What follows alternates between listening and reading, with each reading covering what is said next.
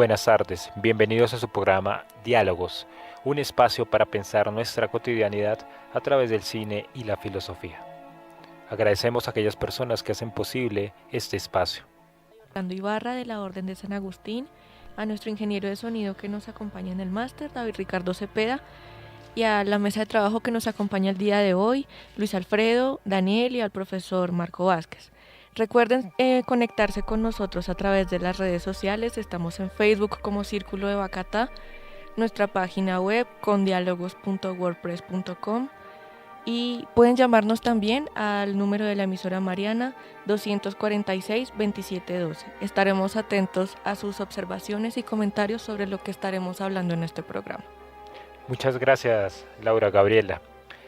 Hace 8 días, el viernes pasado, traíamos la película Trascendencia de Johnny Depp y estábamos tratando de hablar sobre la conciencia absoluta. Hacíamos un leve recorrido de lo que es la historia de la sociedad de la información. Hablábamos algo del filósofo Leibniz, ¿no?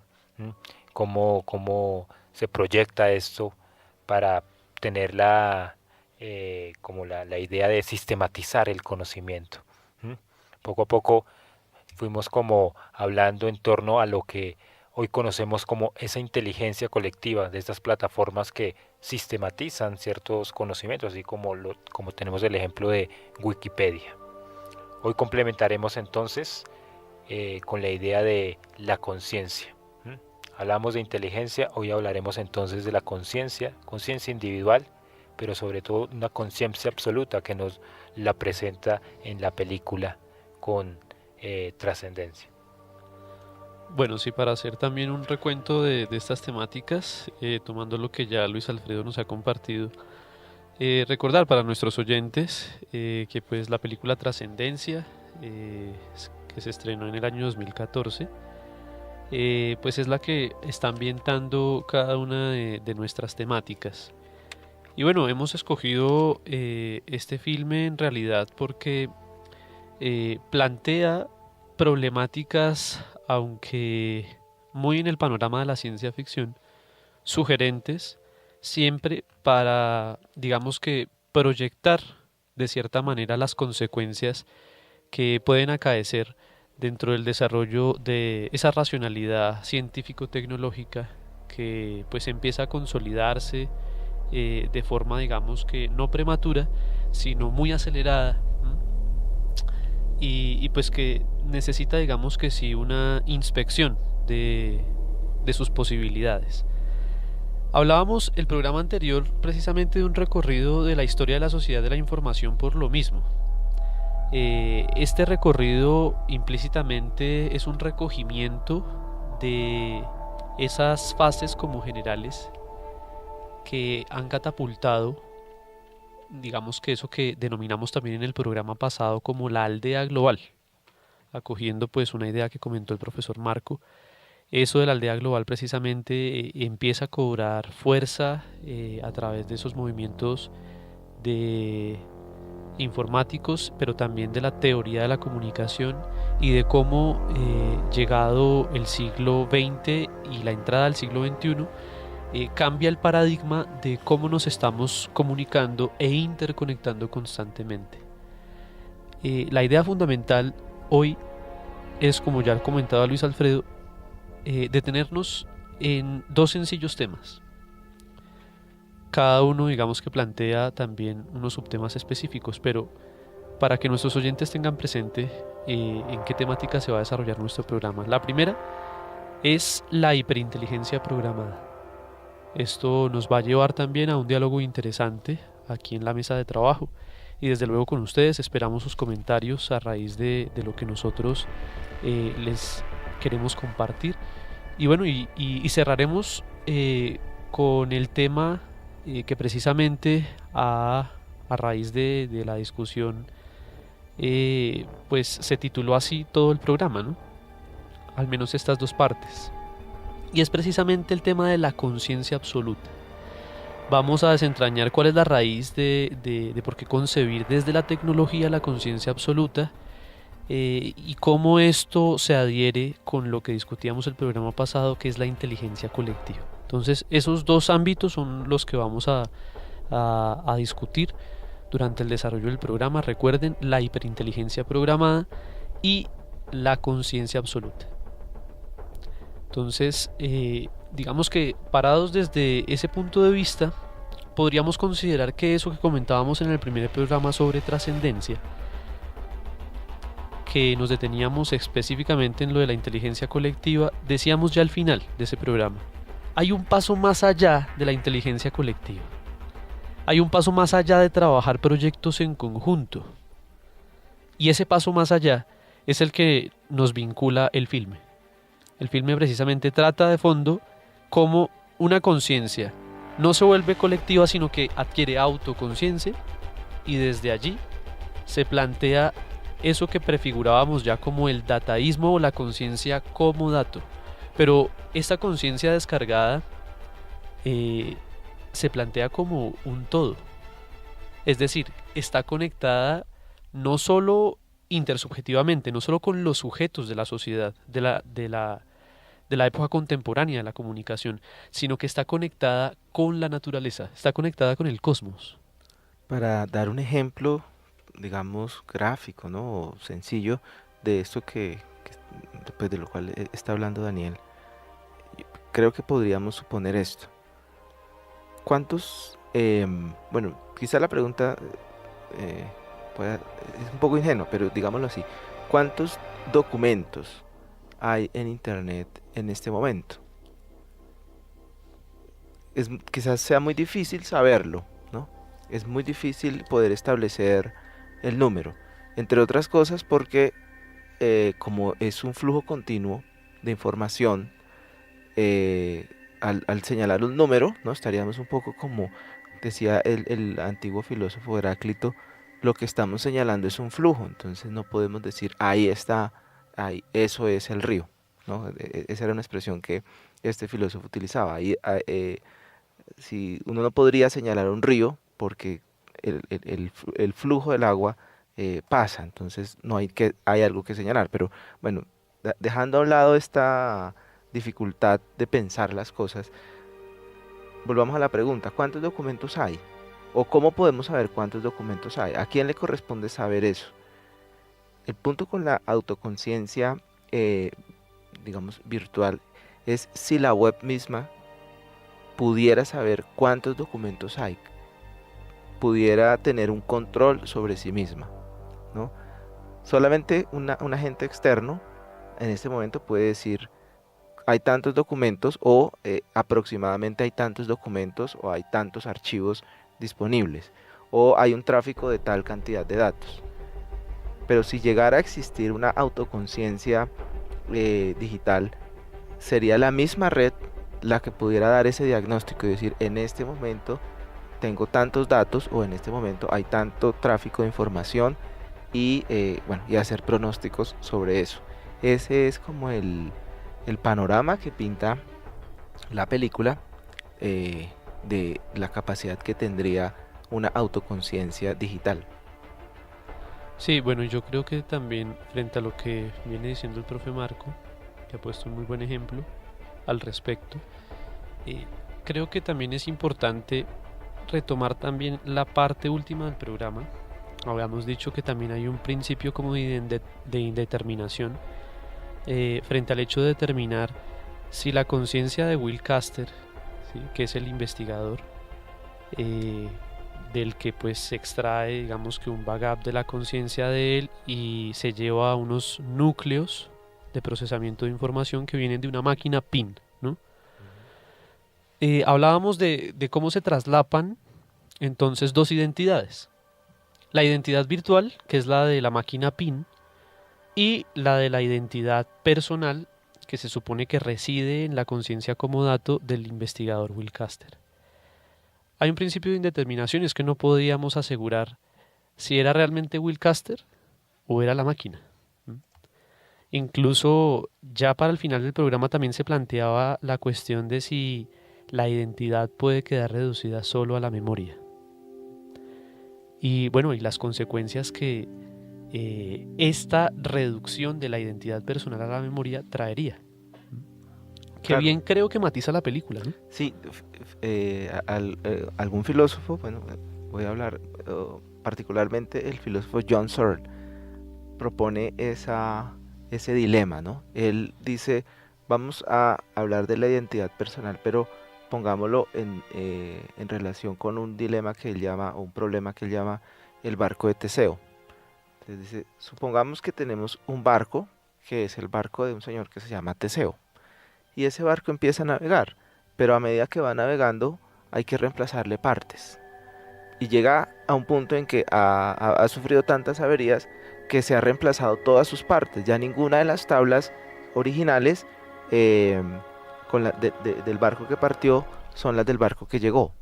Entonces la pregunta es, ¿se puede llamar a eso el barco de Teseo? Bueno, ese dilema lo utiliza John Searle para preguntarse acerca de qué hace que una persona sea la misma, dado que, digamos, desde el punto de vista físico, ¿no? Hay muchos cambios a lo largo de la vida, pero siempre señalamos la persona como la misma. ¿Bajo qué criterio señalamos la persona como la misma, ¿no? Ese es el dilema que él presenta. Sí, y bueno, y creo que tomando esto y pues rescatando también lo que mencionaba el profe Marco al principio, los dos temas vienen a unirse, ¿no? Cuando queremos plantear el problema de una hiperinteligencia programada, nos encontramos con esta clase de dilemas y otros. La película nos plantea uno, y es el de la identidad personal y la identidad virtual. Indeterminados, porque siendo, digamos, que agentes externos ante la máquina, que se supone que allí es autoconsciente, no podemos decir si es el individuo, si es Will Caster o si es Pin, la máquina. Pero también se plantea otra de esas cuestiones importantes. Es cómo la máquina va, digamos que también adhiriéndose a distintos proyectos que evidentemente parten de su núcleo. Y es, por ejemplo, la reconstrucción de la vida misma, ¿sí? La reconstrucción genética, biológica. Allí Claro. vemos algo muy importante y es cómo construye nuevamente el mundo natural.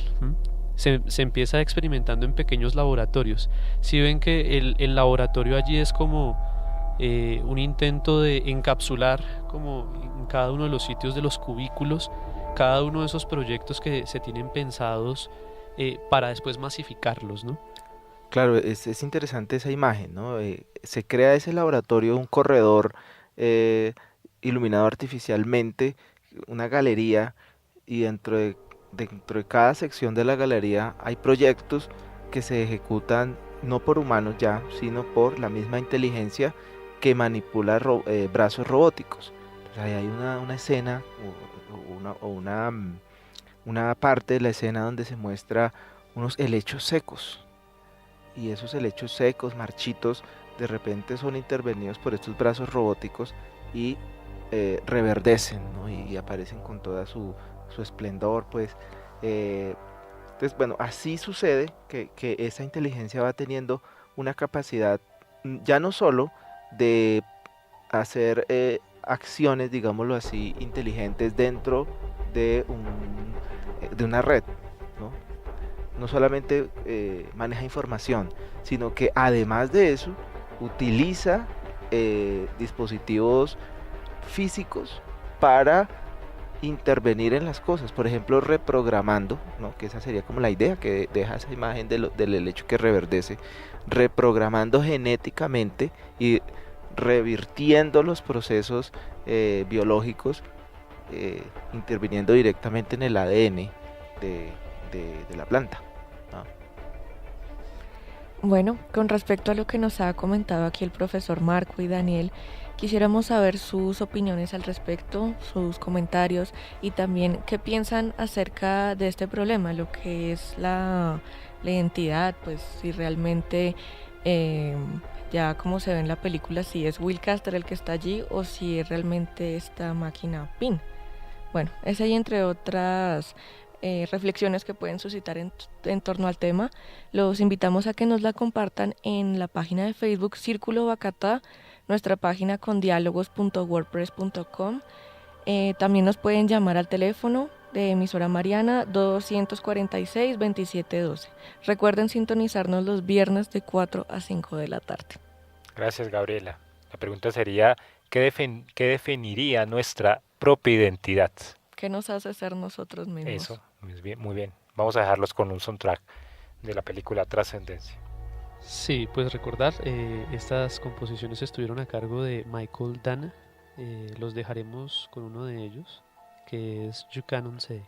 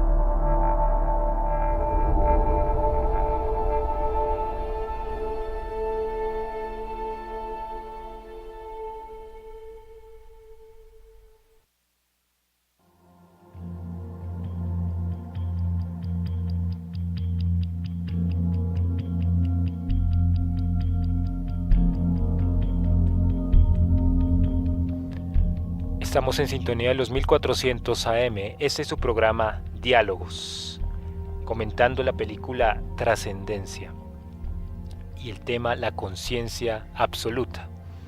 Hemos hablado un poco en torno a lo que significa la inteligencia colectiva, pero la película nos propone el tema de la hiperinteligencia, la hiperinteligencia programada. Hablemos un poquito de lo que significa. La clave es que, claro, inteligencia colectiva sería como un punto antes de esta hiperinteligencia.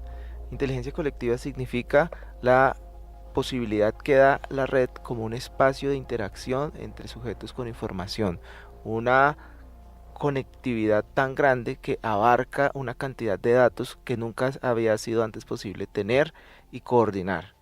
Y esto, bueno, digamos, es posible gracias a la internet y a los desarrollos que cada vez permiten interacciones, intercambios mucho más rápidos, mucho más eficientes y de mayor cantidad de información, ¿no?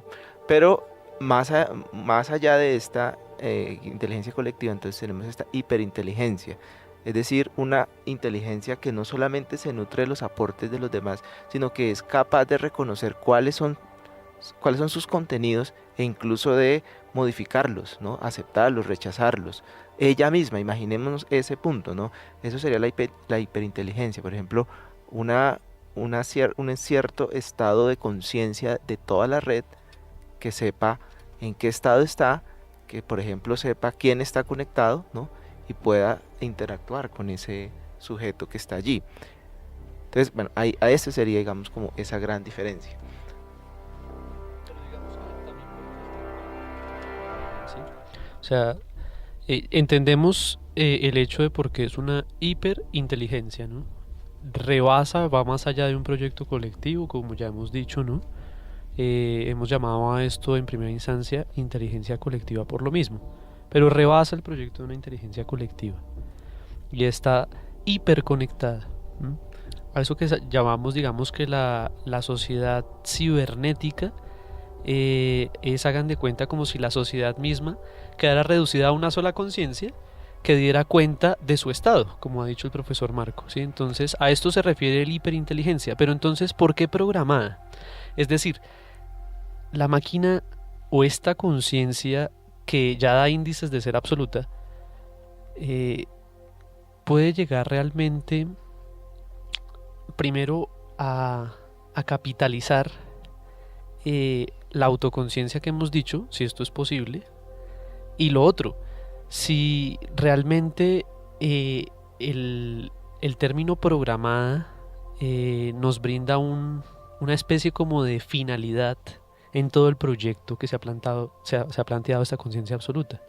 ¿Sí? Son preguntas que emergen allí y que nos van a llevar a la discusión de por qué existiría la posibilidad de consolidar una conciencia absoluta de las cosas. No sé, para nuestros oyentes, ojalá puedan compartirnos sus apreciaciones sobre estos temas, pero a mí se me plantea esa pregunta. La máquina como conciencia absoluta, entonces, ¿sí tiene una finalidad? En eso consistiría el estar programada para algo, ¿no? Claro, es importante reconocer eso, digamos. Si lo trasladamos a la manera como intuitivamente nosotros reconocemos nuestra propia conciencia, ¿no? Nosotros sabemos quiénes somos, sabemos qué recuerdos, identificamos nuestros recuerdos, identificamos la información que poseemos, ¿no? Eh, Podemos manejar cierta información con habilidad para integrarla o asociarla con ciertos fenómenos. Somos, digamos, en cierto sentido, somos dueños de lo que sabemos, de lo que recordamos, en cierto sentido, porque obviamente también hay polémicas al respecto. Ahora bien, el punto es, si nosotros sabemos eso, ¿no? ¿Para qué nos sirve? ¿Qué utilidad o qué fin tiene ser conscientes de lo que somos o de lo que sabemos? Para decirlo en términos muy sencillos, uno podría responder diciendo, para vivir, para llevar a cabo, para desempeñarse como una persona que vive. Esa finalidad podría quizás traducirse en términos como de supervivencia, por ejemplo, ¿no? Sé que soy la misma persona o me identifico como la misma persona porque estoy programado biológicamente para vivir, etcétera. Pero en el caso de suponiendo que exista una superinteligencia o una hiperinteligencia, ¿para qué sería ella? ¿No? ¿Cuál sería su fin? ¿Cómo sabría ella para qué son todos esos procesos, eh, digamos, de cálculo, de pensamiento o de manejo de información? ¿Qué fin tendrían? ¿A qué obedecerían? En la película nos sugiere algo y es que allí hay una voluntad, ¿no? Surge la voluntad, por ejemplo, de una voluntad ambigua, porque en ciertos momentos de la película es la voluntad de dominarlo todo, pero en ciertos otros momentos de la película es la voluntad de arreglar el mundo, ¿no? De, por ejemplo, recuperar ecosistemas, de evitar la contaminación o de recuperar ciertos cuerpos contaminados, etcétera. Entonces hay una ambigüedad allí, pero en esa ambigüedad queda algo establecido y es, hay una voluntad detrás de la conciencia que unifica, ¿no? El propósito de toda esa hiperprogramación. Lo que no nos queda claro es tal vez cuál es la voluntad que juega allí, si la de la máquina o la de Will Castle. Exactamente. Hay algo ahí de fondo, lo pensaba ahorita con el comentario del profesor Marco, y es que existe la necesidad de la supervivencia. ¿Mm? Quiere sobrevivir, sea una conciencia o no, necesita sobrevivir, y es también una necesidad humana, la misma supervivencia, para hallar de alguna manera un salto evolutivo, como lo decía el profesor Marco. Sí, es cierto. Hay un rasgo interesante y es como esa, eh, ese autoordenamiento que también es uno de los rasgos con los cuales se define la vida, ¿no? La capacidad de autoordenarse, encontrar equilibrio. Bueno, quizás estos rasgos pues se ven atribuidos a la conciencia. Cuando surge allí el doctor Will en la máquina, ¿no? Ya como con una apariencia virtual, con un rostro, como un rostro en una pantalla, empieza a expresarse y a tratar de tener control sobre las demás cosas. Bueno, los dejaremos entonces con otro de los soundtracks de esta película Transcendence. Este soundtrack se llama Why Are You So Afraid of This?